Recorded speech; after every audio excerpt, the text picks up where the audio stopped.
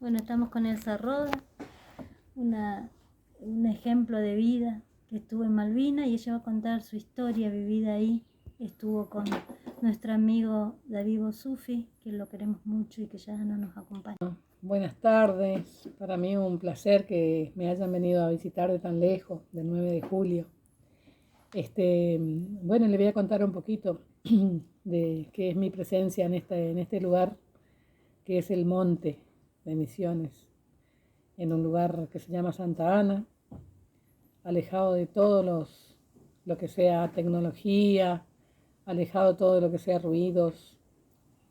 Y bueno, acá uno encuentra un poco la paz, se aquieta un poco el alma de uno después de estar recordando estos 40 años que nosotros vivimos en el Hospital Naval de Puerto Belgrano. Yo soy una de las 160 enfermeras que en el año 1982 asistimos a todos los heridos que llegaban desde el frente de batalla de todas las fuerzas que combatían en nuestras Islas Malvinas. El día 1 de abril de 1982, yo me encontraba de guardia en la sala que se denominaba 2A.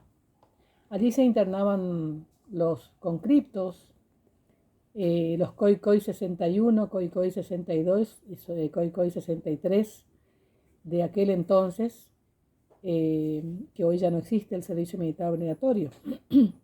Ellos se internaban por alguna dolencia común, alguna operación de vesícula, alguna torcedura, algún problemita de salud simple. Así fue que llegó el día 1 de abril, en horas de la madrugada, nuestro suboficial enfermero pasa por el servicio alertándonos que para el día siguiente, que era el día 2, no entregáramos la guardia hasta obtener nuevas novedades. Para mí no me resultó nada raro, porque habitualmente se hacía eso para que el día siguiente nosotros rotáramos de servicio o hacíamos cursos de capacitaciones. Por eso no me llamó la atención. Así que llegó el día 2 de abril en hora de la mañana, a las 6 de la mañana teníamos que entregar la guardia, y el turno que ingresó con la misma novedad. No teníamos que entregar la guardia. Así que esperamos, y alrededor de las 10 de la mañana, nuestro subdirector médico, el capitán de navío médico, doctor Federico Jorgan, nos hace la formación del hospital, en el patio del hospital, y nos informa que esa madrugada tropas argentinas habían desembarcado en nuestras Islas Malvinas, que en el desembarco y la toma de la casa del gobernador usurpador de nuestras islas hubo un enfrentamiento, que en ese enfrentamiento hubieron muertos y también heridos. Que el fallecido era nuestro querido capitán, don Pedro Edgardo Giachino. Nuestro colega, el cabo segundo enfermero comando anfibio Ernesto Urbina, había sido gravemente herido, y el teniente García Quiroga, que también había sido herido, y que posiblemente ese día, en horas de la tarde, iban a llegar al hospital naval estas personas, estas valientes muchachadas. Así que se dijo también en ese informe que a partir de ese momento el Hospital Naval de Puerto Belgrano era declarado Hospital de Apoyo Logístico y Centro de Operaciones de la Guerra con el Reino Unido. Así que en ese momento nos pusimos a disposición de todo el personal de sanidad, a disposición del hospital, para capacitarnos en heridos de guerra, ya que la mayoría éramos entre 20 y 25 años, y como todos los argentinos, no teníamos experiencia de haber vivido una guerra, y menos atención de heridos de guerra. Fue así que nos pusimos a revisar bibliografía de la Segunda Guerra Mundial, de lo que había para poder nosotros capacitarnos en heridos de guerra, ya que nosotros estábamos entrenados en heridos, pero no de guerra. Fue así que fuimos instruidos por nuestros superiores, y en ese contexto llegó el día a las 6 de la tarde aproximadamente de ese 2 de abril, y efectivamente comenzaron a llegar en un helicóptero primero y después al hospital llegaron nuestro capitán ya fallecido, obviamente, lo llevamos a la morgue, y nuestro colega enfermero Ernesto Urbina, gravemente herido. Estábamos todo el personal de sanidad esperándolos. Queríamos verlo, queríamos sentir que estaba bien, que no era tan grave lo que tenía, porque era un colega muy querido, de verlos todos los días. Y fue así que lo vimos a nuestro capitán en la morgue ya. Tenía su cara pintada, tenía su uniforme camuflado con una campera de pluma de color gris o color celeste. Sus borcegos y su ropa camuflada estaba completamente llena de sangre. Y estaba muy chiquitito, muy flaquito, cuando en realidad nosotros lo solíamos ver, lo solíamos escuchar por los pasillos del hospital, un hombre que tenía una personalidad fuerte, que desfilaba, se escuchaba las botas en los pasillos cuando él caminaba. Y ahí lo vimos tan indefenso, tan sin alma, y bueno, nos quedó rezar por él, por su alma, cruzar sus manos, y de esa manera nosotros vimos de lo que era capaz de hacer una guerra, un herido tan feroz. Y así fuimos a la sala, donde no estaba todavía nuestro colega, porque él estaba siendo intervenido quirúrgicamente. Al tercer día después de haber sido intervenido, nosotros lo tuvimos como paciente, y la verdad que fue un honor asistirlo a él como colega y como amigo. En ese contexto, 20 días después de todo esto que estoy comentando, no hubo heridos, porque la flota británica todavía no había llegado a Malvinas. Y ese tiempo nos dio para que nosotros nos capacitemos en todo sentido, ¿no es cierto? Espiritualmente, profesionalmente. Y allí sí, llegando el fin de abril y principio de mayo, recibimos a 2 prisioneros ingleses como pacientes. Estaban enyesados, los miembros superiores, lo recibimos, lo tratamos como 2 pacientes más, lo llevamos a un camarote y ahí le damos la medicación en la boca y también los alimentos en la boca, ya que ellos por sí solos no lo podían hacer por su problema de movilidad que tenían. Así que después de eso, sí, comenzaron a llegar heridos de distintas consideraciones, ¿no es cierto? Quemados por pólvora, heridos con esquirlas, heridos con arma de grueso calibre. Y en ese contexto, nuevamente nuestro subdirector médico nos informa que habían hundido al glorioso crucero Ara General Belgrano el día 2 de abril en horas de la noche, nos informa.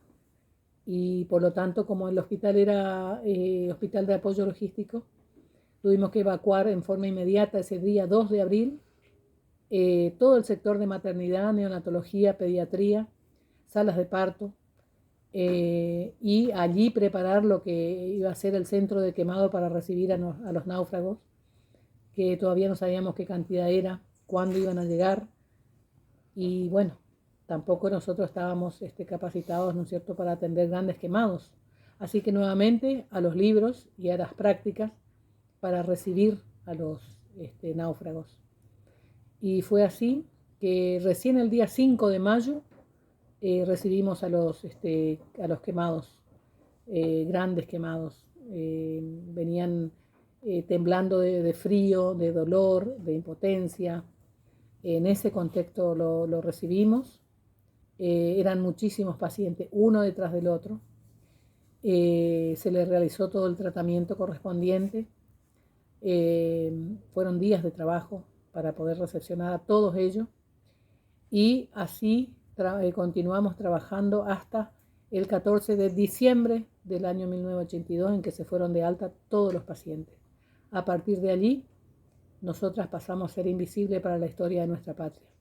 Nosotras jamás, nadie nos llamó para darnos un día de franco, ni para decirnos gracias, ni para hacer una evaluación si hicimos bien o hicimos mal el trabajo.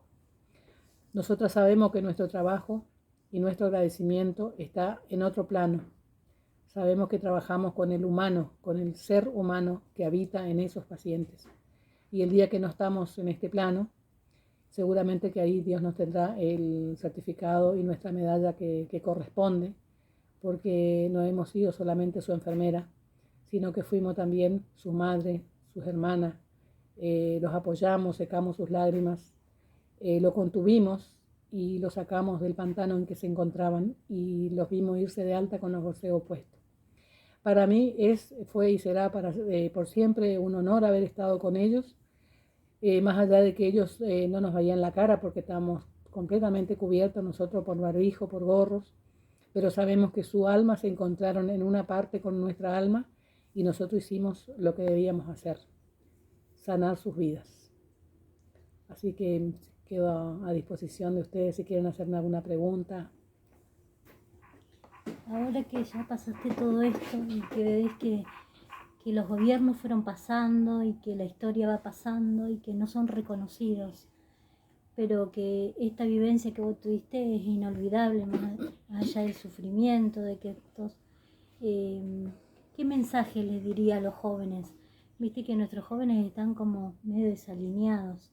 Yo que soy docente, lo vivo el día a diario, sí. Que se terminó el respeto, que el joven está como buscando el rumbo y no lo encuentra. Yo creo, ¿qué mensaje le dirías? Yo el mensaje que voy a dejar es que una guerra nunca más. Para eso está la diplomacia y el entendimiento entre los hombres. Yo creo que se llega a una guerra porque se deja de hablar, se deja de haber entendimiento, se deja de tener el conocimiento de por qué las cosas. Uno nunca es la misma persona, el antes y el después de una guerra. Ninguno de nosotros somos la misma persona, tanto los pacientes como nosotros, los que asistimos a esos pacientes, ¿no? En una guerra nadie gana, todos pierden. El bando contrario pierde a su familia, a su padre, a su hermano, y el bando nuestro también. Solo muerte y desolación. Por eso creo que los jóvenes de hoy tienen que estudiar, tienen que ver que existe otro camino, sin la violencia, sin una guerra, porque el entendimiento sobre todas las cosas. Vemos que hay países que atacan a otros países y uno en el medio que no está con un arma, sino que está para sanar tanto al bando contrario como para el bando de uno. Uno puede llegar a visualizar eso, que una guerra nunca más. Y esto de no ser reconocida, ¿qué mensaje vos podés decir? ¿Qué cosas hicieron ustedes y no cómo fueron reconocidos los soldados y no todo el trabajo que ustedes hicieron que fue tan importante? Yo creo que ahí hubo una mezquindad de algunos funcionarios, porque si bien la guerra no fue entre Inglaterra y las Islas Malvinas, la guerra fue entre la OTAN y la República Argentina. Todos los que estuvimos involucrados de todo nuestro país deberíamos tener algún tipo de reconocimiento. Yo no digo económico, sino que honorífico, porque todos tenemos el patriotismo metido en la sangre, y si llegara a pasar algo en nuestro país, nosotros saldremos a defender como lo hicimos aquella oportunidad. Yo creo que el reconocimiento, vuelvo a decir, no está en este plano, porque una medalla, un papel que se puede colgar en la pared, son cosas materiales, y nosotras el trabajo que hicimos es un trabajo más espiritual. Si bien cerramos el agujero por el cual se iba la vida del paciente, por ese agujero de una bala o de una esquirla, nuestro trabajo fue más profundo, y yo creo que Dios estaba ahí para ayudarnos a nosotras, porque llegaba un momento que nosotros también estábamos desfalleciendo, sentíamos el dolor del paciente sentíamos ese dolor tan profundo, esa quemadura tan profunda, y solamente Dios te puede dar esa fuerza para sostenerlo, animarlo, y eso no tiene un precio. Eso no se arregla con un reconocimiento de un papel o de una medalla. Eso se reconoce en otro plano, en un plano que no se puede ver con una simple vista. Así que el día que partamos de este mundo, ahí va a estar nuestro reconocimiento, nuestra medalla, qué hicimos en este lugar, en este mundo que Dios nos puso adelante nuestro, unos pacientes heridos, y nosotros supimos sacarlo adelante. Así que ese reconocimiento los políticos de aquella época y de esta nunca lo van a sentir, porque ellos están para la parte económica, la parte material que cuando uno se va, queda. Y yo sé que ahora vos misionás, hablas de Dios, hablas de todo eso que Dios nos brinda y la fortaleza que vos tenés, íntegra, un ser humano ejemplo a seguir, que seguís misionando y que seguís ayudando a pesar de que a vos no te ayudan. Contanos un poco eso. Mira, yo atendía a muchos heridos, amputados por ejemplo, que ellos estaban callados, muy deprimidos. Entonces con mi compañera dijimos, vamos a alentarlos un poco, vamos a hablar un poco con ellos. Entonces se nos ocurrió entregarle cuadernos y viromes para que ellos escribieran a sus padres y que le cuente qué les había pasado, que dónde están. Entonces uno de ellos nos dice, no, nosotros no sabemos escribir. Nosotros no... Yo soy, ¿de dónde soy? Yo soy del Chaco, yo soy de Misiones, yo soy de Corrientes. Entonces yo me sentí identificada porque yo soy una de esas personas, nacida en el monte con muy pocas cosas, digamos, de haber estudiado después de grande. Entonces nos ofrecimos a escribirle nosotros las cartas a ellos. Y en su mayoría nos decían, pero nuestros padres tampoco saben escribir. La patria le puso un arma en la mano para defenderla, pero antes no le puso todo lo necesario que uno necesita para defender. Entonces nació un poco mi ayuda humanitaria en aquella época. Yo hoy por hoy lo que hago es acercar a las escuelas rurales, la escuela rancho, que no le gusta al gobierno que le diga escuela rancho, pero existen las escuelas rancho, y las escuelas que están dentro de las aldeas guaraníes, porque de ahí fueron muchos soldados a defender nuestras islas, sin saber leer. Entonces proveerle a ellos de útiles escolares, de un poco contar la historia de aquellos soldados, es contribuir un poco para que los alumnos de hoy, que tienen prácticamente todo lo necesario para que se motiven a estudiar, a salir adelante.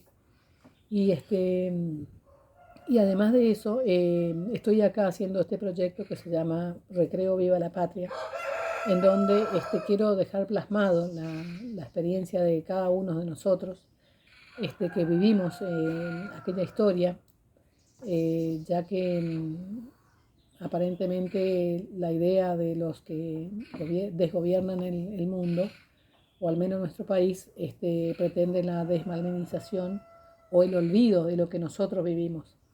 Hace poco escuché en la radio que alguien contaba mi historia y estaban mintiendo. Entonces yo dije, no, yo tengo que salir a contar lo que yo viví y mis compañeras también. Y así armamos un grupo de las 160 enfermeras y salimos por distintos lugares a contar nuestra historia para que otros dejen de hablar por nosotras, porque en realidad cuentan y cuentan mal. Entonces esa es un poco la idea de la ayuda humanitaria que yo hago, y dejar plasmado en algún lugar, porque nosotros en algún momento nos vamos a ir, y que esto quede para la posteridad, de que hubieron un grupo de 160 enfermeras jóvenes, un poco más jóvenes y un poco más mayores de los soldados heridos, que supimos ponerle el pecho a la situación y sacarlo de del problema de salud en que estaban viviendo. Eso muy poca gente sabe. Yo tengo documentos respaldatorios sobre todo eso, porque la mayoría de la gente no, es como que esa parte no la saben porque nadie lo contó. Y nosotras en realidad nos quedamos calladas 30 años, no sabemos por qué. Nadie nos dijo que guarde silencio, todo lo contrario. No sabemos, en lo personal yo creo que no quise volver a ese escenario de guerra. Pero mis compañeras tampoco sabemos por qué nos quedamos calladas. Nos quedamos calladas y punto. A lo mejor porque todavía estaban en ese impacto, esa movilización, ese silencio que le necesitaron curar esa herida, ¿no? Ese dolor, porque tener que asistir a una persona, tampoco estaban preparadas para ser psicóloga de una persona y encontrarte con personas que no saben escribirle a su familia, es muy duro, ¿no? Como vos decís, el gobierno no los preparó, eran unas criaturas. Entonces a lo mejor ese silencio se debe a que vos tenías que asimilar todo lo que viviste y fortalecerte. Sí, yo en realidad con mis compañeras solemos conversar un poco el tema y realmente nosotros no vimos chicos. Eran hombres jóvenes, sí, pero vimos a valientes guerreros, nutridos de coraje, de valor, de disciplina, que entraban con una herida tremenda gritando viva la patria. Eso no lo hacen los chicos, eso lo hacen verdaderos hombres preparados de nuestras Fuerzas Armadas.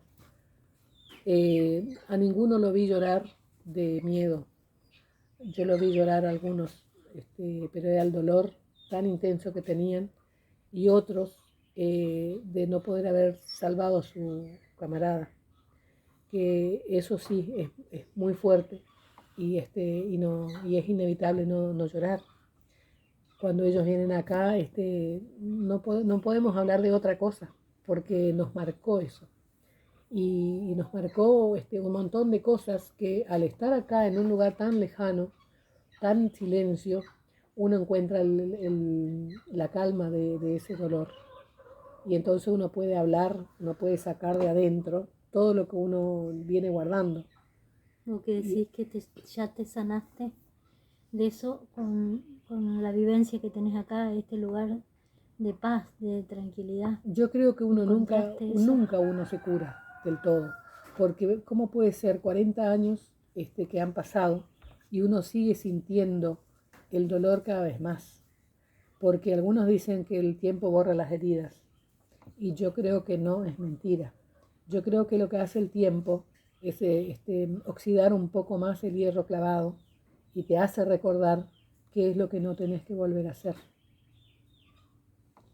Bueno, Elsa, muchísimas gracias por esto. Bueno, nos llevamos este aprendizaje de muchas cosas que no sabíamos y sobre todo esto que están tan olvidadas, y ojalá que en algún momento nuestros gobernantes se den cuenta que son una parte de esta historia muy importante.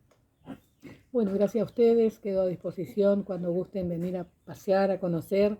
Todavía falta terminar el proyecto, pero de a poquito vamos avanzando y espero que para fin de año tenga ya por lo menos un poco más avanzado y así puedan invitar a más gente a que venga a conocer. Así vamos. Muchas gracias. Gracias a ustedes.